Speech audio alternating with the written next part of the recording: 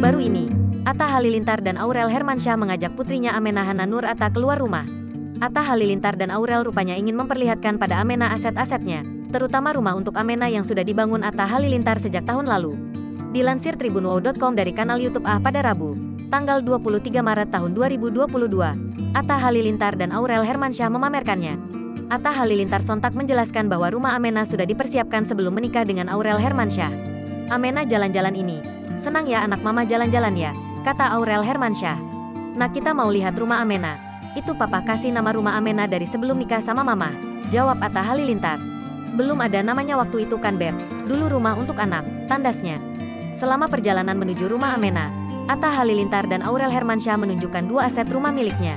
Kedua set tersebut digunakan sebagai kantor sekaligus rumah Atta Halilintar. "Ini basecamp sebelah kanan, sebelah kiri basecamp 2, ujar Atta Halilintar. "Jadi papa itu ada dua basecamp sayang. Ini rumahnya Amenah nak," tanda